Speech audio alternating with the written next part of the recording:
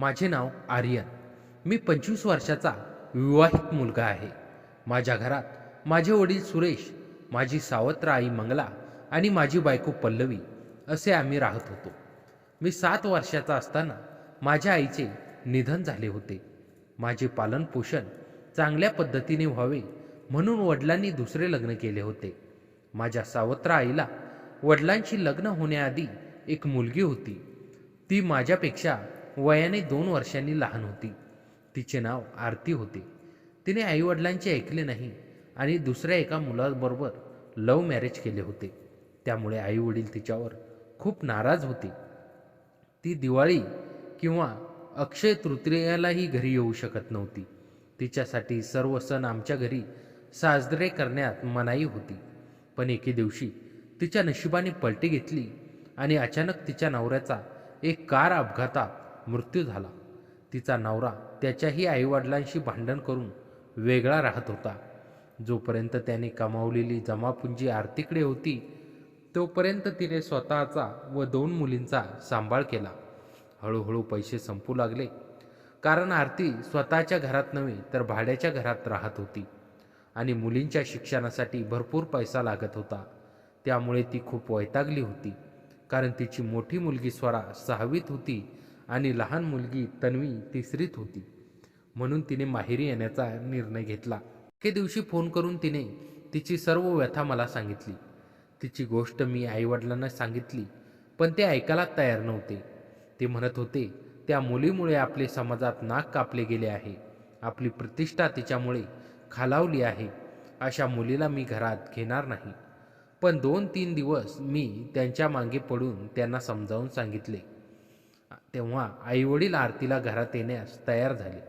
आम्ही सर्वजण 8 वर्षानंतर आरतीला पाहणार होतो. या वर्षात 8 वर्षात ती अधूनमधून मला फोन करत असायची. तेव्हा माझी बायको पल्लवी मला म्हणाली, आर्यन ऐकतोस, आरती दीदी घरी परत येत आहेत.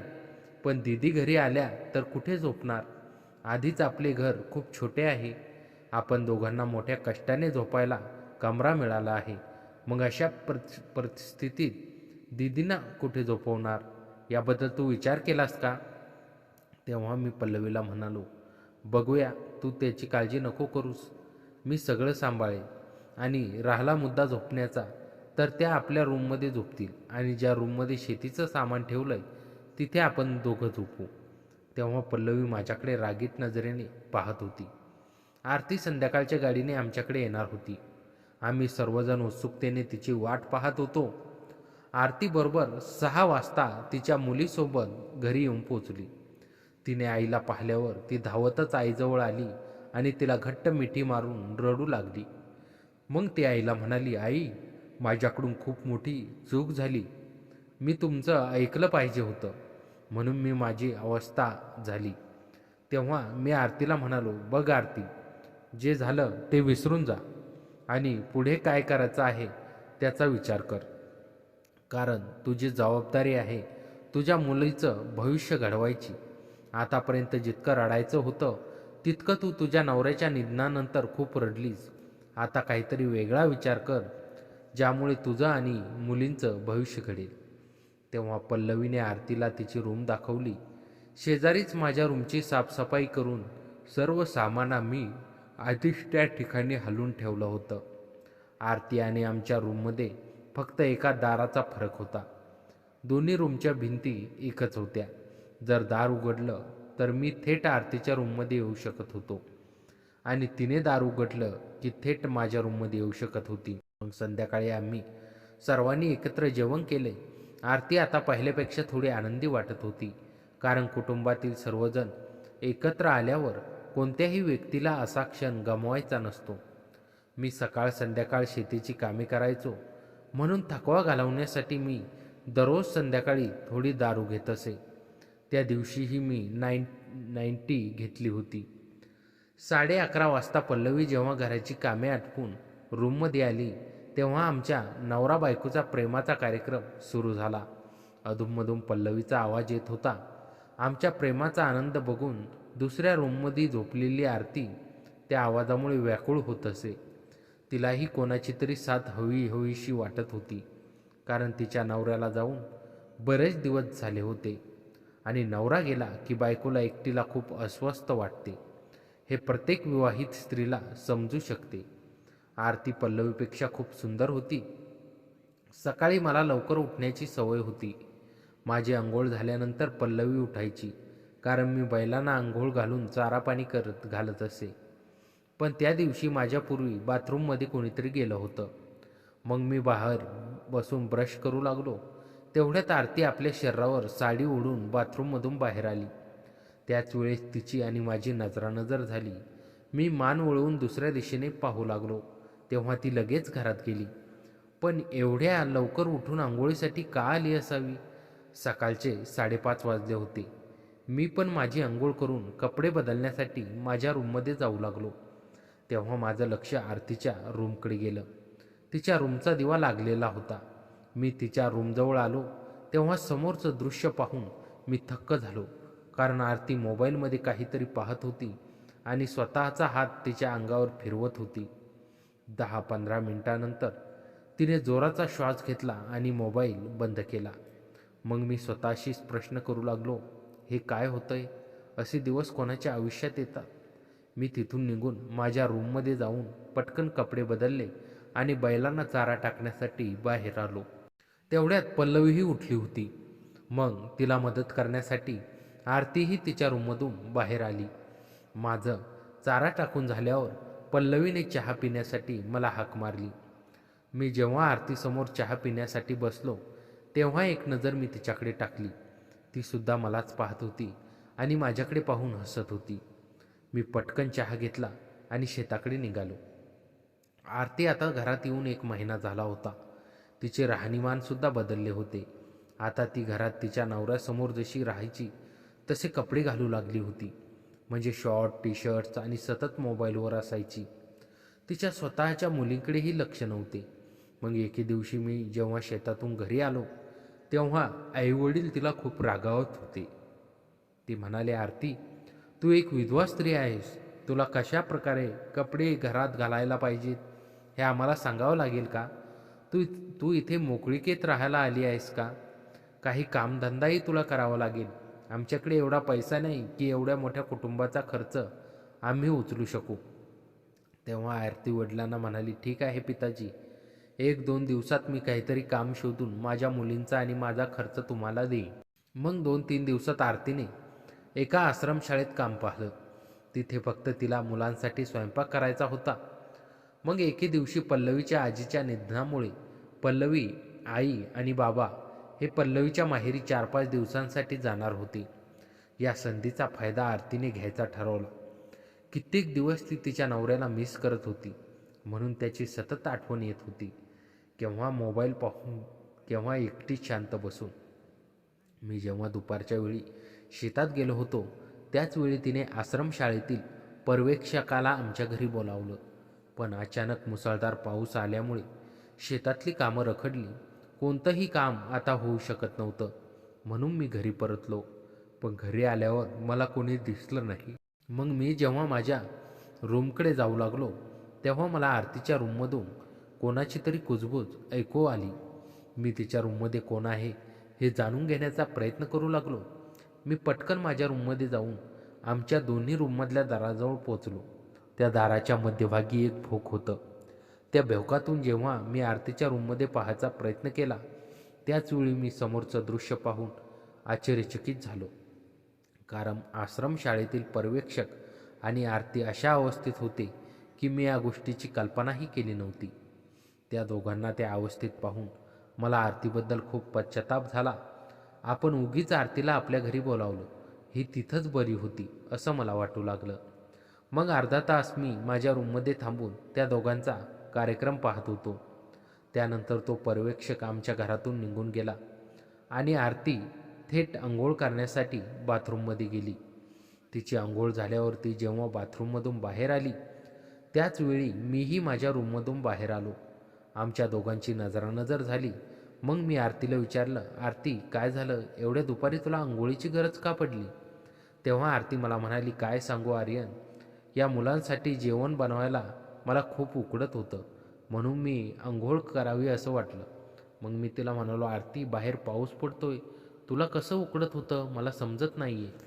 मी तिच्याबद्दल विचार करत होतो की जर या मुलीचं वागणं बदललं नाही तर गावात आपली खूप बदनामी होईल. आपण सगळी कामं बाजूला ठेवून आरतीकडे लक्ष द्यायला हवं. 2-3 दिवस आरतीचं त्या पर्यवेक्षकासोबत कार्यक्रम असंच चालू होतं आणि दररोज त्या दोघांचं काम मी माझ्या बेडरूममधल्या दाराच्या भोकातून पाहत होतो. मग त्याच दिवशी संध्याकाळी आरतीच्या या कृत्यामुळे मी जास्त दारू पिऊन टाकली. मला चालण्याचीही शुद्ध राहिली नव्हती. मी रात्री 11 वाजता घरी आलो. त्यावेळी घरात अगदी शांतता होती. मला जेवण करण्याची इच्छा नव्हती, म्हणून मी माझ्या रूममध्ये झोपण्यासाठी जाऊ लागलो. पण घरात अंधारा असल्यामुळे मी माझ्या रूममध्ये न जाता आरतीच्या रूममध्ये घुसलो आणि थेट तिच्या शेजारी जाऊन झोपलो. दारूच्या नशेत जसे मी पल्लवीसोबत प्रेम करायचो तसेच प्रेम मी आरतीसोबत करू लागलो. तरीही ती मला काही बोलली नाही. सकाळी जेव्हा माझे डोळे उघडले तेव्हा मला कळालं की मी माझ्या रूममध्ये नव्हे तर आरतीच्या रूममध्ये तिच्या पलंगावर झोपलो होतो. मला खूप वाईट वाटलं आणि पश्चाताप झाला की आपल्याकडून अशी चूक कशी झाली.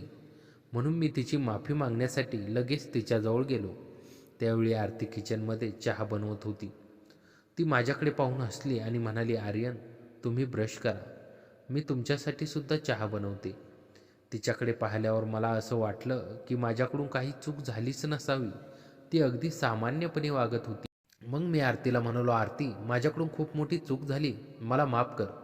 तेव्हा आरती मला म्हणाली, आर्यन, तुमच्याकडून आणखी कधी चूक होईल. मग मी तिला स्पष्ट सांगितलं, मला रात्री दारू जास्त चढली होती म्हणून मी माझ्या रूमऐवजी तुझ्या रूममध्ये झोपलो. त्या नशेच्या अवस्थेत माझ्याकडून काही चूक झाली असेल, कारण दारू प्यायल्यावर मी पल्लवीसोबत असंच करत असतो. तेव्हा आरती माझ्यासाठी एक कप चहा घेऊन आली आणि मला म्हणाली, तुमच्याकडून काही चूक झाली नाही आर्यन. चूक तर माझी आहे, जी माझ्या नवऱ्याची साथ मला एवढ्या लवकर सोडून गेला. नवऱ्याशिवाय स्त्री या संसारात कशी जगू शकते. घरात एक बहीण म्हणून मी काही काम न करता फक्त जेवत होते. त्याच गोष्टीवरून पिताजींनी मला काम करायला सांगितलं. फक्त काम करून आणि पैसे कमवून मी थोडीच आनंदी राहू शकते. एका स्त्रीला कामासोबत रात्री नवऱ्याच्या प्रेमाचीही गरज असते. ही गोष्ट मला तुला सांगायला नको होती, कारण तू स्वतः जाणतोस की भाभीला कसं आनंदी ठेवायचं. मग मी आरतीला म्हणालो, पण आरती, तू माझी सावत्र बहीण आहेस आणि माझ्याकडून झालेली चूक मला सहन होत नाही आहे. तेव्हा आरती माझ्याजवळ येऊन मला म्हणाली, बघ आर्यन, जगात असे बरेच नातेसंबंध आहेत जे एकमेकांना आनंदी ठेवण्यासाठी बनवले गेले आहेत. तेव्हा मी म्हणालो, पण माझ्याकडून चूक झाली आणि या गोष्टीची जर गावात बदनामी झाली तर वडिलांची प्रतिष्ठा जाईल. तेव्हा आरती मला म्हणाली, त्यापेक्षा तू जी चूक केलीस, म्हणजे मला जे रात्री भरभरून प्रेम दिलंस, त्यामुळे मी खूप समाधानी झाले. असं करत राहिलास तर मी तुला रूमच्या बाहेरच जाऊ देणार नाही. हे ऐकून मला कसं तरीच झालं. मी आंघोळीसाठी बाथरूममध्ये गेलो, पण त्याचवेळी समोरचं दृश्य पाहून मी चकित झालो, कारण खाली आरतीचे आतील कपडे ओले होऊन पडलेले होते. असे कपडे मी तर पल्लवीला कधी घालताना पाहिलेच नव्हते. त्यामुळे आरतीबद्दल माझं आकर्षण आता आणखीनच वाढू लागलं. अंघोळ झाल्यावर मी जेव्हा माझ्या रूममध्ये जात होतो तेव्हा माझं लक्ष पुन्हा आरतीच्या रूममध्ये गेलं. यावेळी तिचा नाईट ड्रेस गाऊन ती घालत होती. तिच्या पाठीची सुंदरता पाहून माझ्या मनात एक वेगळीच जाग निर्माण झाली. मला असं वाटू लागलं की पल्लवीच्या जागी आरतीच माझी अर्धांगिनी असायला हवी होती. जोपर्यंत आईबाबा आणि पल्लवी परत येत नाही तोपर्यंत आरती दररोज रात्री माझ्या रूममध्ये येऊ लागली. पण मला तिच्यासोबत असं करायची इच्छा नसायची. पण जेव्हा जेव्हा मी तिची आतील सुंदरता दाखवून तिच्या जाळ्यात ती मला अडकवायची आणि माझ्याकडून भरभरून प्रेम करून घ्यायची. मग एके दिवशी शेतात झाडाखाली बसून मी विचार करू लागलो की जर आरती आणि माझा हा कार्यक्रम असाच चालू राहिला आणि या गोष्टीचा सुगावा पल्लवीला लागला तर माझा संसार उद्ध्वस्त होईल आणि समाजात घरात माझी बदनामी होईल. म्हणून मी आता आरतीपासून थोडं अंतर ठेवू लागलो. आता पल्लवी आणि आई बाबाही बाहेर परत आले होते, म्हणून मी आरतीशी कामापुरतंच बोलत होतो. पण आरती अजूनही माझीच उत्सुकतेने वाट पाहत होती. जेव्हा जेव्हा मी तिच्या रूमजवळ जायचो तेव्हा तेव्हा ती माझा हात धरून तिच्या रूममध्ये ओढून न्यायची आणि मला ब्लॅकमेल करून माझ्याशी भरभरून प्रेम करून घ्यायची. आपल्याकडून काही अनर्थ घडण्याआधी मी वडिलांना एक गोष्ट करण्याचा निर्णय घेतला. आपण आरतीचे दुसरे लग्न लवकरात लवकर करावं. माझा सल्ला वडिलांनाही पसंत पडला. म्हणून त्यांनी रात्रीच्या वेळी मी सांगितलेला सल्ला आरतीपुढे मांडला. वडिलांनी सांगितल्यामुळे आरतीने थेट नकार दिला आणि ती तिच्या रूममध्ये गेली. तेव्हा मी आरतीला म्हणालो, बघ आरती, मी तुझी अडचण समजू शकतो, पण तूही माझी अडचण समजून घे. मी प्रत्येक वेळी तुझी साथ देऊ शकत नाही, कारण मी एक विवाहित माणूस आहे. माझी चांगली पत्नी आहे. मी तिला कसा फसवू शकतो? तू लग्न करून आपल्या स्वतःचा संसार बसव. त्यात तू आनंदी राहील. जर तुला काही गरज भासली तू मला सांग, मी येऊन ती गरज पूर्ण करीन. तेव्हा आरती मला म्हणाली, पण आर्यन, एकदा माझं लग्न झालं की मला विचारायला सुद्धा कोणी येणार नाही, हे मला माहीत आहे. तुम्ही सगळे मला इथून हाकलून देण्याचा प्रयत्न करत आहात. पण एक सांगू आर्यन, मी तुझ्यापासून दूर राहू इच्छित नाही. कारण देवाने तुझं शरीर असं बनवलंय की जी स्त्री तुझ्यासोबत राहील ती आनंदी राहील आणि तुझ्यावर कधीच नाराज होणार नाही. मग तू मला का दूर करतोस? तू सुद्धा मला आवडू लागलास ना. मी रोजच सांगत नाही आहे, पण ज्या दिवशी तू भाभीला आराम देशील त्याच दिवशी तू मला आनंदी करायला येऊ शकतोस. ही मुलगी आपलं ऐकत नाही म्हणून मी तिथून निघून गेलो. आरती घरात राहिल्यावर तिला पाहून मला कसं तरीच व्हायचं. माझी अंतरात्मा जागी व्हायची. आता आमचा कार्यक्रम 4-5 महिने चालू राहिला. मी पल्लवीसोबत आरतीलाही आनंदित ठेवू लागलो होतो. पण एके दिवशी आरतीला अस्वस्थ वाटू लागलं.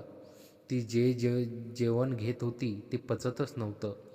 वारंवार उलट्या होत होत्या. तिला वाटलं की कदाचित काहीतरी शिळं खाल्ल्यामुळे त्रास होत असेल. 2-3 दिवस तिने याकडे दुर्लक्ष केलं, पण त्रास खूप वाढला. मग मी तिला लगेच दवाखान्यात नेलं. डॉक्टरांनी जेव्हा तिचे रिपोर्ट्स तपासले तेव्हा माझ्या पायाखालची जमीनच सरकली. कारण आरती गरोदर होती आणि यात पूर्ण चूक माझीच होती.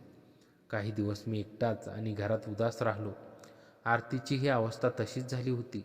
पल्लवीने माझी विचारपूस केली, पण मी त्याला काय सांगणार की माझ्याकडून एवढी मोठी चूक झाली आहे.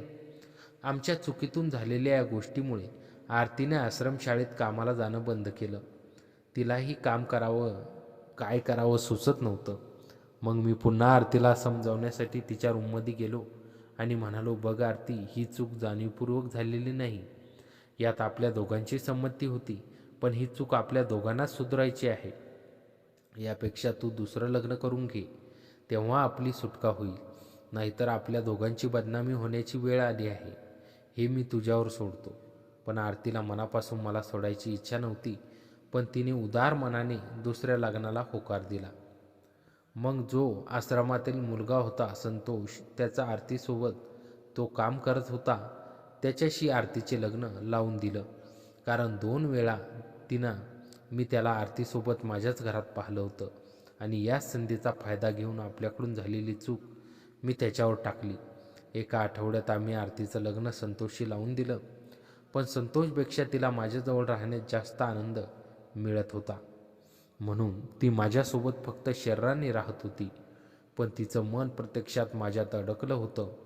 अधूनमधून मला जेव्हा वेळ मिळायचा तेव्हा मी आरतीला भेटण्यासाठी तिच्या घरी जात असे आणि तिच्यासोबत भरभरून प्रेम करून तिला आनंदी ठेवण्याचा प्रयत्न करत असे. दारूच्या नशेत माझ्याकडून झालेल्या एका चुकीमुळे आज आरतीला माझ्यापासून वेगळं राहावं लागत होतं. आता 9 महिन्यानंतर आरतीला एक सुंदर मुलगा झाला. तिने त्याचं नाव आर्यन ठेवलं. नवरा गेल्यानंतरही ज्या ज्या गोष्टीची मला गरज होती ती सर्व गोष्टींची पूर्तता या नावाने केली होती. आता आरती तिच्या संसारात आनंदी होती आणि मी माझ्या संसारात आनंदी होतो. आरतीच्या नवीन संसाराला 6 महिने उलटून गेले होते. तिचा मुलगा आर्यन आता हसू लागला होता, खिदळू लागला होता. पण आरतीच्या डोळ्यात मात्र कायम एक हुरहुर राहिलेली असे. तिचं मन मात्र आजही त्या जुन्या आठवणींमध्ये रमलेलं असे. मी माझ्या संसारात आनंदी होतो, पण आरतीशिवाय माझं अपुरं वाटायचं. पल्लवीशी बोलतानाही माझं मन आरतीकडे धाव घ्यायचं. शेतात काम करताना, झाडाखाली विश्रांती घेताना, रात्रीच्या शांततेत आरतीचा चेहरा डोळ्यासमोर यायचा. एके दिवशी संध्याकाळी मी शेतातून घरी परतत होतो. वाटेत आरतीचं घर लागायचं. तिच्या घरासमोरून जाताना मी पाहिलं की ती ओटीवर बसली होती, आर्यनला कडेवर घेऊन. तिचे डोळे माझ्या वाटेकडे पाहत होते. थोडा वेळ थांबून तिला नुसतेच बघत राहावंसं वाटलं, पण मी स्वतःला आवरलं. दुसऱ्या दिवशी सकाळी लवकर मी शेतात गेलो होतो. तिथे काम करत असताना अचानक मागून कोणीतरी येऊन डोळे बांधले. हात खूप कोमल होते, सुगंध ओळखीचा होता. मी हसत हसत म्हणालो, आरती तू इथे? ती हसत हसत माझ्यासमोर उभी राहिली. तिने पारंपरिक साडी नेसली होती, पण तिच्या डोळ्यात तेच आकर्षण होतं. तुला कसं कळलं? तिने विचारलं. तुझा हात, तुझा सुगंध, हे सगळं मी विसरू शकत नाही, मी हलक्या आवाजात म्हणालो. आरती खाली बघत म्हणाले, आर्यन मला खूप त्रास होतोय. संतोष चांगला आहे, पण त्याच्यात तू नाही आहेस. तुझी आठवण मला रात्रंदिवस येते. आर्यनकडे बघताना वाटतं की त्याचे डोळे तुझ्यासारखेच आहेत. मी तिच्याजवळ गेलो, तिचा हात हातात घेतला. आरती, हे असं चालणार नाही. आपण हे संपवलं होतं. संपवलं? मनाच्या कोपऱ्यात कुठेतरी हे नातं जिवंत आहे. तू सुद्धा ते जाणतोस. ती डोळ्यात पाणी आणून म्हणाली. तिचे डोळे पाहून माझं मन हेलावलं. तिच्या डोळ्यातलं पाणी पुसत मी म्हणालो, आपण हे चालू ठेवलं तर संतोष? आणि पल्लवी याचं काय होईल? आपल्या मुलाचं काय होईल? आरती माझ्या खांद्यावर डोकं ठेवून रडू लागली. मला काहीच सुचत नाही आर्यन, तुझ्याशिवाय मी राहू शकत नाही. तिला असं पाहून माझं मन विचलित झालं. मी तिला जवळ घेतलं. तिच्या केसातून येणारा सुगंध, तिचा स्पर्श, सगळं काही जुन्या आठवणी जाग्या करत होतं. तिचे ओठ कापत होते, डोळे ओलावले होते. आरती, आपण शांतपणे विचार करूया, मी म्हणालो. ती मान हलवत म्हणाली, मी खूप विचार केला. रात्रंदिवस फक्त एकच विचार येतो की तू माझ्यासोबत असावास. मी तिच्या गालावर हात फिरवला. तू पण माझ्या मनातून जात नाहीयेस. पण नको. ती माझ्या तोंडावर हात ठेवत म्हणाली, फक्त हा क्षण मला दे. मला तुझ्या जवळ राहू दे. सकाळची शांतता, शेतातलं वातावरण आणि आपल्या दोघांचं हे भावनिक मिलन, सगळं काही स्वप्नवत होतं. मी तिच्या डोळ्यात बघितलं. तिच्या डोळ्यात प्रेम होतं, व्याकुळता होती. होती एक हताश इच्छा. आर्यन, मला खूप दिवस झाले तुझ्याशिवाय, ती कुजबुजली. मी तिला उचलून शेतातल्या एका झोपडीत नेलं. तिथे गवताच्या गंजीवर तिला बसवलं. ती आणखीनच सुंदर दिसत होती. आरती, आपण हे थांबवू शकतो. मी शेवटचा प्रयत्न केला. ती माझ्याकडे आली आणि माझ्या कुशीत शिरली. थांबवायचं असेल तर आधीच थांबवलं असतं. आता उशीर झालाय. तिचे बोलणे संपण्याआधीच मी तिला पुन्हा जवळ घेतलं. तिच्या ओठांचा मधुर स्पर्श, गालावरची गुलाबी लाली, तिचे डोळे माझ्याकडे पाहण्याचे ते भाव, सगळं काही अविस्मरणीय होतं. पण त्यापेक्षाही जास्त होतं अपरिमित इच्छा. त्या झोपडीत फक्त आपण दोघंच होतो. बाहेरचं जग विसरून आपण एकमेकांत हरवून गेलो. तिचा प्रत्येक स्पर्श मला पुन्हा एकदा तिच्या प्रेमात बांधत होता. तिचे श्वास, तिची कुजबूज, तिचे हलके हुंकार, या सगळ्यांनी ती क्षण भरून गेले होते. बराच वेळानंतर आम्ही शांतपणे एकमेकांशेजारी पडलो होतो. तिचं डोकं माझ्या छातीवर होतं. मी तिच्या केसात बोट फिरवत होतो. आर्यन, हे क्षण माझ्या आयुष्यातले सर्वात सुंदर क्षण आहेत, ती म्हणाली. पण आरती, याचं काय होईल? मी चिंतेने विचारलं. ती माझ्याकडे पाहून हसली. हे क्षण जगू दे. उद्याचा विचार उद्या करू. पण आज फक्त तुझ्याशिवाय तुझी सोबत राहू दे. मी तिला जवळ घेतलं. ठीक आहे, पण काळजी घ्यायची. संतोषला किंवा पल्लवीला काही कळता कामा नाही. ती मानेने होकार देत म्हणाली, मला माहीत आहे, पण याचा अर्थ आपण एकमेकांना भेटू शकत नाही असं नाही ना? मी हसलो. शेतात रोज ये, पण वेगवेगळ्या वेळी, कोणाची नजर चुकून भेटूया. तिने माझ्याकडे पाहिलं. तू माझ्यासाठी एवढं करशील? आरती, तू माझ्या आयुष्यात आलीस तेव्हापासून मी तुझ्यासाठी सगळं करतोय. आता ही शेवटची गोष्ट, मी हसत हसत म्हणालो. त्या दिवसापासून सुरू झाला आमच्या गुप्त भेटीगाठीचा कार्यक्रम. शेतात, झोपडीत, नदीच्या बंधाऱ्यावर. आमच्या भेटी गुप्त होत्या, पण तितक्याच रोमॅन्टिक होत्या. आरती रोज नव्या अंदाजात यायची, कधी साडीत, कधी पारंपरिक लुगड्यात, कधी साध्या फ्रॉकमध्ये. तिचं रूप बघून मी प्रत्येक वेळी भारावून जायचो. एक दिवस ती नवीन पिवळी साडी नेसून आली होती. तिला बघून मी म्हणालो, आज खूप सुंदर दिसतेस. ती लाजून म्हणाली, तुझ्यासाठीच तर आहे सगळं. त्या दिवशी तिने माझ्यासाठी घरून गोडधोड केलं होतं. शेतातल्या झोपडीत आम्ही एकत्र बसून ते जेवलो. तिच्या हातचं जेवण स्वर्गीय सुख होतं. आरती, तुझ्या हातचं जेवण अमृत आहे. मी तिची स्तुती केली. ती हसत म्हणाली, तू असा बोलत राहिलास तर मी रोज काही ना काही बनवून आणीन, पण घरच्यांना शंका येईल. मी काळजीने म्हणालो. ती डोळे मिचकावत म्हणाली, मी सांगेन की शाळेतल्या मुलींसाठी काहीतरी करते म्हणून. तिने ही चालाकी पाहून मी खळखळून हसलो. तू खूप धूर्त झालीस आरती. तुझ्यामुळेच तर. ती हसत हसत माझ्याजवळ आली. तिचा हात माझ्या हातात घेत मी म्हणालो, आरती, आयुष्यात तू आलीस तो दिवस माझ्यासाठी भाग्याचा होता. तो गंभीर होत म्हणाली, पण आपलं हे नातं समाज कधी मान्य करणार नाही. समाजाला काय करायचं ते करू दे, आपण आपल्या आयुष्यात आनंदी राहूया. मी तिचं सांत्वन केलं. तिने डोळ्यात पाणी आणत माझ्याकडे पाहिलं. तू खरंच असं वाटतंस? मी तिला जवळ घेतलं. हो, कारण तुझ्यासोबतचा प्रत्येक क्षण मला जगायला शिकवतो. त्या दिवसापासून आमचं नातं आणखीनच गाढ झालं. आम्ही फक्त शारीरिक सुखासाठी नाही तर मानसिक आधारासाठी एकमेकांकडे पाहू लागलो होतो. आरतीचा मुलगा आर्यन हा आमच्या प्रेमाचं प्रतीक होता. तो जसा जसा मोठा झाला तसा आरती माझ्यातलं नातं गहिरं होऊ लागलं.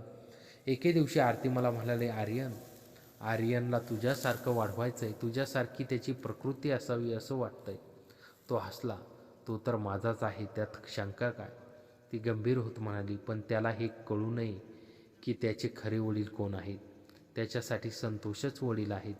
आपण हे गुपित कधीच उघड करायचं नाही, मी ठामपणे सांगितलं. आरती माझ्याजवळ येऊन बसली. हे गुपित ठेवणं कठीण जातंय. कधी कधी वाटतं की सगळं जगाला सांगून टाकावं की हा मुलगा तुझा आहे. आरती, असले विचार मनात आणू नकोस, यामुळे आपल्या सगळ्यांचं नुकसान होईल. मी त्याला समजावलं. ती डोळ्यात पाणी आणून म्हणाली, मला माहीत आहे, पण हे दडपण खूप असह्य होतंय. मी तिला जवळ घेतलं. मी तुझ्यासोबत नेहमी, हेच पुरेसं नाही का? ती मानेने होकार देत माझ्या कुशीत शिरली. त्या क्षणी आमचा दोघांचं एकमेकांसाठी आम्ही जगत होतो. अशा प्रकारे आमचं हे प्रेम, गुप्त प्रेम सुरू होतं. समाजांना कधीही न पटणारं पण आमच्यासाठी सर्वस्व असलेलं हे नातं. आरती माझ्या आयुष्यात आली आणि माझं आयुष्य बदलून टाकलं. तिच्या प्रेमात मी हरवून गेलो होतो आणि आता या प्रेमाशिवाय मला काहीच नको होतं. पण या सुखात एक भीती होती. कधीतरी हे गुपित उघडकीस येईल आणि सगळं उद्ध्वस्त होईल. पण त्या भीतीपेक्षा आमचं प्रेम मोठं होतं आणि या प्रेमासाठी आम्ही काहीही करायला तयार होतो. शेतातल्या त्या झोपडीत, नदी काठच्या बंधाऱ्यावर, झाडाखालच्या सावलीत, अशा अनेक ठिकाणी आमच्या प्रेमाचे क्षण जपले. प्रत्येक भेट ही शेवटची भेट असावी अशी धडपड होती, पण प्रत्येक स्पर्श हा कायमचा उमटावा अशी इच्छा होती. आरती म्हणायची, आर्यन, पुढच्या जन्मी तुझीच पत्नी होईन, मग कुणीही आड येणार नाही. मी हसत म्हणायचो, पुढच्या जन्मी नको, याच जन्मी तू माझी आहेस. होतं आमचं असं प्रेम चालू होतं आणि या प्रेमात आम्ही दोघं पूर्ण होत होतो. समाजानं नाकारलं तरी आम्ही एकमेकांना स्वीकारलं होतं. हेच आमच्यासाठी पुरेसं होतं. तर मित्रांनो, कथा कशी वाटली कमेंटमध्ये नक्की कळवा आणि चॅनलवर नवीन असाल तर आता सबस्क्राईब करा.